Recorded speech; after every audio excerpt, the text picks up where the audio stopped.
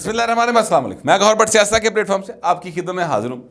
खबर यह है कि नवाज शरीफ एक ऐसा बाकमाल सियासतदान है जेड़ा भाइन ऐसी चाल चलता है कि सारे देखते रह जाते हैं, हैरान रह जाते हैं। एक ऐसी चाल मियाँ साहब ने चली है, अभी वो आधी भी नहीं हुई कि लोग जो है ना उन्होंने आसमान की तरफ देख के ताड़े गिनना शुरू कर दिए हैं। बाकी जब कंप्लीट होगी तो क्या बनेगा, ये सारा इशू है जिसके ऊपर आपसे बात करूंगा। मगर उससे पहले मैं आपसे गुजारिश करूं कि बहुत सारे तजिया नगार और बहुत सारे लोग ये बातें कर रहे हैं कि मियाँ नवाज शरीफ जो है ना सर वह वज़ीर-ए-आज़म बनना मुश्किल ही नहीं नामुमकिन है। हमारे एक दोस्त हैं वो शर्त ला बैठा है मैंने कि मियाँ नवाज शरीफ नहीं बनेगा वज़ीर आज़म। पहले उसने शर्त लगाई इलेक्शन नहीं होगा, और आज तो आप जानते हैं कि जो हमारे निगरान वज़ीर इत्तलात हैं जनाब सोलंकी साहब, उन्होंने बाकायदा तौर पर ऐलान कर दिया कि 8 फरवरी को इलेक्शन होंगे।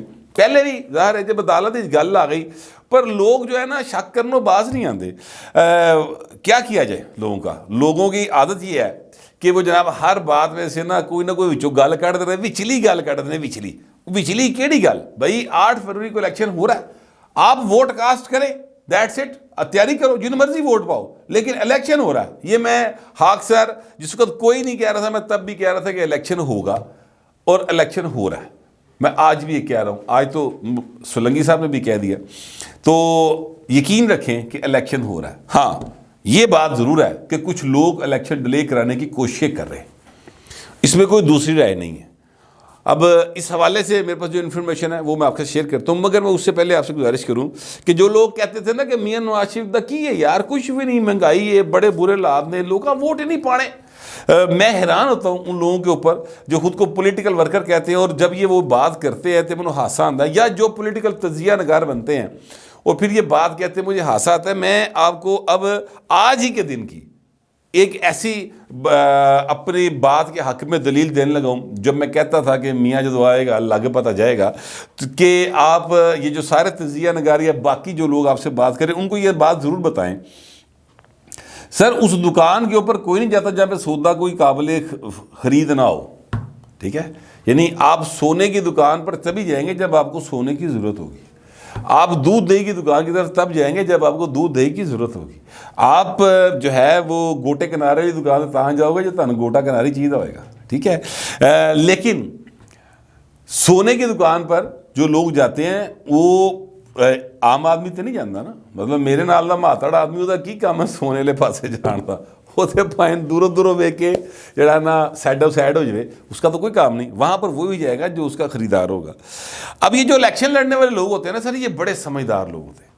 इनके बारे में अगर किसी का भी ये गुमान, ये ख्याल है कि बस यानी झावे जो होते हैं, बेवकूफ़ जो होते हैं, यानी क्या कहते हैं, एक सादा लोग देहाती होते हैं, तो ये आप लोगों का बिल्कुल जो भी ऐसा समझता है गलत सोचता है। ऐसा नहीं है, बड़े समझदार लोग होते हैं, उन्हें नज़र आ रहा होता है कि वक्त का धारा किस तरफ चल पड़ा है। अब आज के दिन में सर 3 ते 3 6 ते 3 9 ते 2 11 11 ते 4 सर 15 लोगों ने, ये 15 वो लोग हैं जो MPAs रहे हैं, MNAs रहे हैं, इन्होंने मुस्लिम लीग नून को ज्वाइन किया सर। ठीक है, और इसमें जनाब मौलाना मोहम्मद आसफ माविया साहब हैं, इसमें जनाब बाबर ख़ान सियाल है, इसमें नीलम सियाल हैं, इसमें महर असलम भरवाना है, इसमें शेख M यूनस हैं, ये पहले भी रहे हैं, स्नैन कंस्ट्रक्शन के मालिक हैं, ये पहले भी नून लीग में थे। खालिद महमूद सरगाना, जनाब खालिद गनी, जनाब अमीर अब्बास सियाल, जनाब फैसल याद जबुआना, जनाब शेख यकूब, मिसिस शेख यकूब। तो ये वो लोग हैं, याद रखिएगा। इसमें दोस्त मोहम्मद मुजारी साहब भी शामिल हैं जो साबिक डिप्टी स्पीकर थे ना, डिप्टी स्पीकर थे पंजाब असेंबली के, वो भी शामिल हैं। अब ये वो लोग हैं जो पहले भी किसी ना किसी सियासी जमात का हिस्सा रहे, मुस्लिम लीग नून में रहे, पीपल पार्टी में रहे, कोई तहरीक इंसाफ में रहे। जिसले नून ही सन उसले उन्हें पता लग रहा है कि नून की हुकूमत आ रही, ये नून ही वड़ गए नस के। फिर इनको पता चल गया कि PTI की हुकूमत आ रही है, इन्हें नून छड़ी दे PTI टिकटा फड़ लिया, या आज़ाद जीत कर तो PTI में शामिल हो, उदो नून की मोहब्बत खत्म हो गई, टाइम फिश हो गई। अब उनको पता चल गया है कि मुस्लिम लीग नून आ रही है। ये लोग सिर्फ ये नहीं कि वो देखते हैं कि इस्लामाबाद और GHQ की फ़ज़ाएँ क्या कह रही हैं, बल्कि ये लोग जो हैं ये बात भी नोट करते हैं कि अवाम की क्या रही है, क्योंकि इन्होंने डेरा लाना है। ये वो लोग नहीं हैं जिनका डेरा चलाए बगैर गुजारा हो जाए। इनका लाइफ स्टाइल है, सियासत एक लाइफ स्टाइल होती है, वो वहाँ से भाग नहीं सकते अपने डेरे से।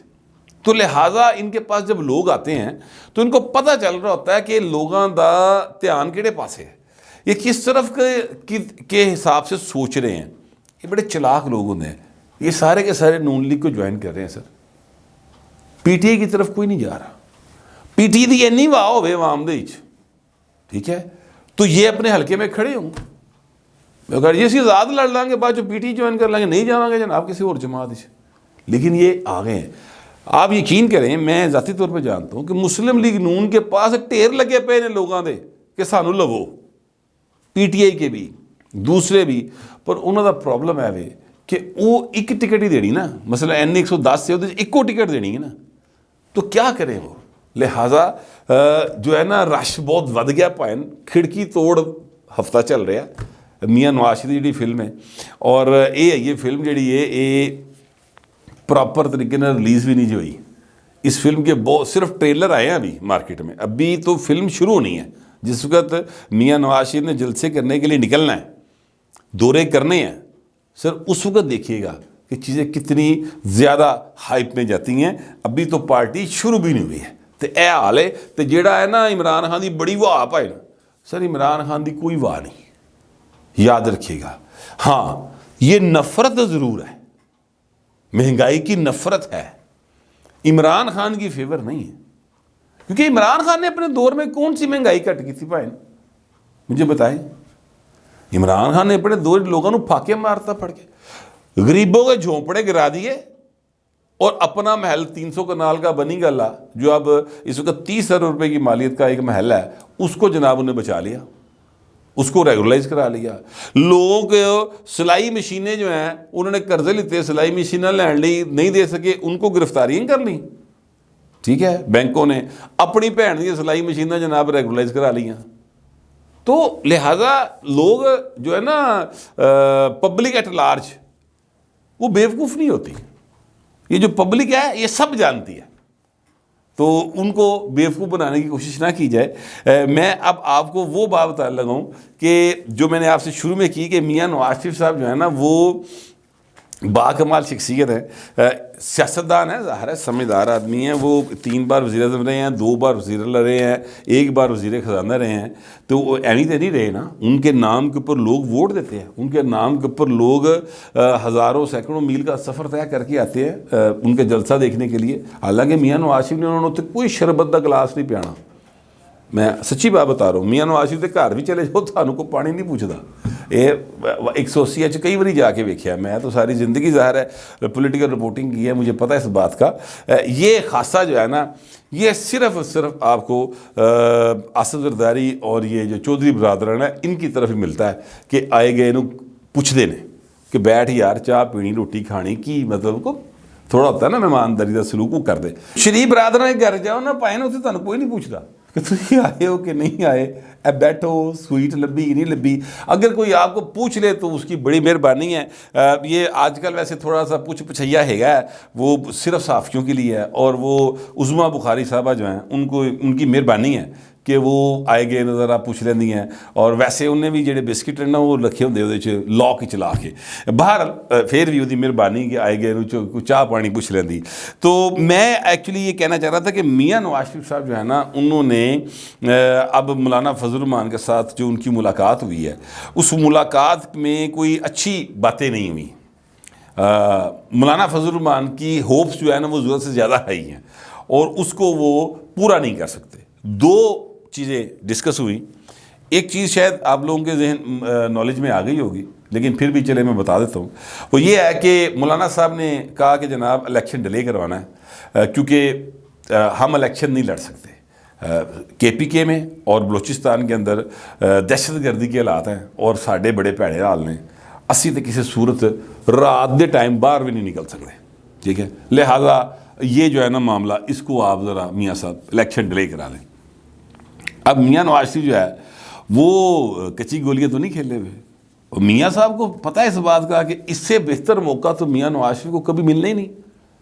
सर जरदारी साहब की पार्टी का फिलहाल पंजाब के अंदर वजूद टावा टावा किधरे किधरे कोई एवं मतलब 200 मील के फासले से एक अद्धा कोई तगड़ा उम्मीदवार बस 7-8 सीटा का टोटल पार्टी कौमी असैंबली के हिसाब न सूबे के हिसाब न भी इन्नी की ने ठीक है। जो IPP है वो तरले पाती फिर सानू को सीट एडजस्टमेंट दे दियो। जो काफ लीग है उन्होंने घर जाके 2 कौमी दियाँ और 2 सूबे की सीटा दे के आए हैं ठीक है। अच्छा फिर बाकी जनाब मैदान खुला तो सर उहदे विच मियाँ नवाज शरीफ नूं की जरूरत है कि जनाब मौलाना साहब कल नूं जितते नहीं जीतते, वो इलेक्शन लड़ पाते हैं नहीं लड़ पाते, क्यों मियाँ साहब उनके लिए चंगा भला बनया बनाया इलेक्शन जो है उसको ख़राब करें। एक तो मैं बिल्कुल एक यानी खुद गर्जाना पॉलिटिकल अप्रोच के तहत वो बात आपको बता रहे। दूसरी एक प्रिंसिपल स्टांस है कि भाई इलेक्शन हर 5 साल बाद होना है। इस मुल्क की दहशतगर्दी या इस मुल्क के अंदर इस तरह के मामला 45 साल से चल रहे हैं, हूँ इलेक्शन कराना छड़ दी है तो फिर तो वो कुव्वतें जीत गई जो कुव्वतें पाकिस्तान के जमहूरी और आइनी सिस्टम के खिलाफ हैं ठीक है। तो मौलाना साहब जो हैं वो इलेक्शन डिले करवाना चाहते हैं। अब यहाँ पर एक सवाल ही है कि मौलाना साहब क्यों करवाना चाहते हैं।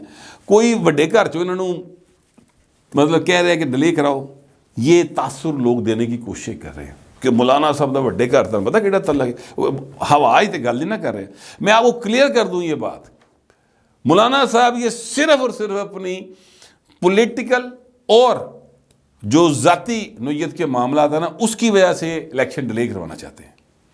इन्होंने कोई उधरों नहीं कह रहा वड्डे घर दे चो।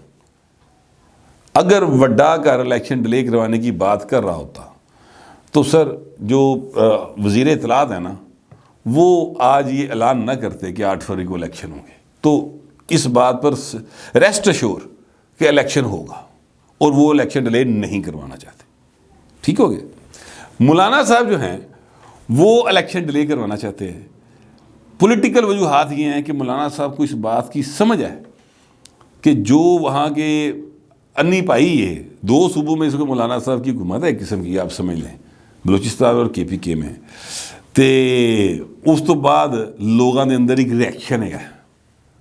वहाँ पर पीपल्स पार्टी भी अपना हिस्सा लेगी, वहाँ पर परवेज़ खटक भी अपना हिस्सा लेगा, वहाँ पर मुस्लिम लीग नून के हिस्से भी होंगे, वहाँ पर जनाब मौलाना की पार्टी भी है, वहाँ पर ANP भी तगड़ी हुई भी है। तो लिहाजा PT का भी डेसिडेंट्स जो हैं या डेसिडेंट ना भी हो PT के प्लेटफॉर्म से इलेक्शन लड़े वो भी होंगे, तो मौलाना के लिए स्पेस बड़ी छोटी सी निकलती। लिहाजा मौलाना कहता पाइन जांदी करो।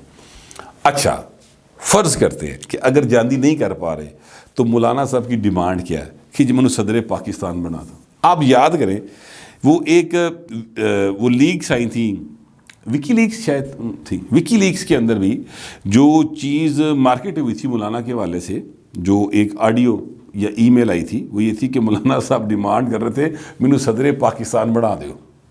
ठीक है, तो मौलाना की ये बचपन से ख्वाहिश है कि मैं सदर पाकिस्तान बना।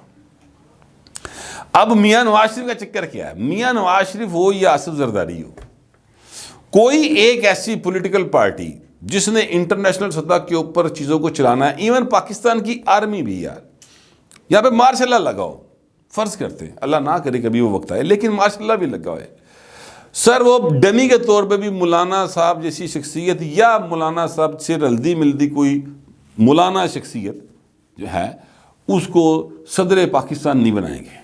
ये तारड़ साहब के वालिद दादा मोहतरम जो हैं वो रहे हैं पहले अता तारड़ के दादा, लेकिन वो मौलाना नहीं थे, उनकी पहचान एक मौलवी की नहीं थी। ए पाइन पूरा मदरसे वाला मौलवी है।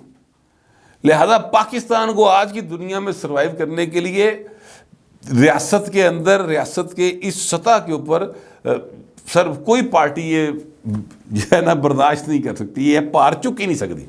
चले बात को नरम कर लेते हैं। ठीक है, मौलाना साहब का जुस्सा बड़ा भारा है इस वाले ना, तो मियाँ नवाज शरीफ को मौका जहाँ मिल गया, मियाँ ने कहा ठीक है पाए कोई गल नहीं, और मियाँ साहब ने साफ इनकार कर दिया कि मौलाना साहब हम किसी सूरत इलेक्शन डिले कराने की तरफ नहीं जाएंगे, असूल की बात है इलेक्शन होना चाहिए।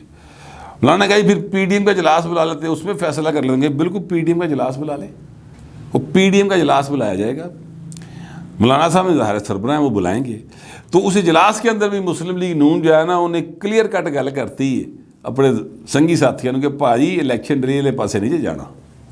इससे मियाँ साहब को दो फायदे होंगे। एक तो मियाँ साहब ने वजारत उज़्मा जो रड़ा मैदान खुला साफ सुथरा नज़र आ रहा है, ठीक है, कि मियाँ साहब जीत रहे हैं। और दूसरी जो बात है वो ये है कि यह जड़ा मौलाना की बचपन की ख्वाहिश है ना कि हवरे मैंने सदरे पाकिस्तान ए शेरवानी सवा के वो भाइन बह गए ने, वो वाला भी मामला मियाँ साहब के गले से ले जाएगा। क्या होगा? मैक्सिमम मौलाना साहब नाराज़ हो जाएंगे, ही होगा ना, नाराज़ हो गए मौलाना साहब। और मौलाना साहब जो है वो मियाँ साहब के मुकाबले के ऊपर या मियाँ साहब के जो है अपना कैंडिडेट्स उनके मुकाबले में अपने कैंडिडेट्स दे देंगे, तो मियाँ साहब की पार्टी उन कैंडिडेट्स के मुकाबले में मैक्सिमम हार जाएगी। यही होएगा ना, इससे ज़्यादा तो कुछ नहीं होगा, कोई गल नहीं। लेकिन ए कम अज़ कम जेन चो भार लै जाएगा कि भाई ने सदर भी बनाना, जीतना तो मियाँ नवाज शरीफ ने है। लिहाजा ये होता है एक सियाना सियासतदान जो चीज़ों को बड़ी समझदारी के साथ आगे लेके चलता है, और एक तीर से कई कई शिकार चल रहे होते हैं। असूल की बात है, इलेक्शन डिले नहीं होना चाहिए, उसी स्टांस के ऊपर मियाँ साहब कायम है। लेकिन उस स्टांस पर कायम रहने के नतीजे में जो मियाँ साहब को फ़वाइद होंगे वो भी मैंने आपको बता दिए हैं, और जो मौलाना जिस मुश्किल का शिकार है और मज़ीद मुश्किल में आएंगे वो भी मैंने आपको बना दिया है। तो ये है मियाँ नवाज शरीफ की सियासत। जिन लोगों को समझ नहीं है और जो समझते हैं मियाँ नवाज शरीफ भोला है, तो उन्होंने मर्जी है भोला समझी जान, लेकिन भाइन होएगा नहीं जी, बड़ा खचरा है। और उनको जो है ना पूरी सेंस है कि रियासत पाकिस्तान के अंदर रहते हुए अपने फ़ायदे किस तरह से हासिल करने हैं और असूली मौक़िफ़ पर किस तरह कायम रहना है। ये मियाँ नवाज शरीफ इस वक्त कर रहे हैं। मेरे पास ये इतलात थी तो मैंने सोचा आपके साथ शेयर कर लूँ। आप दोस्तों से दरख्वास्त है कमेंट ज़रूर कीजिएगा, मगर ज़रा तहज़ीब के साथ। फिर वक्त इतना ही, मिलते अगले व्लॉग में।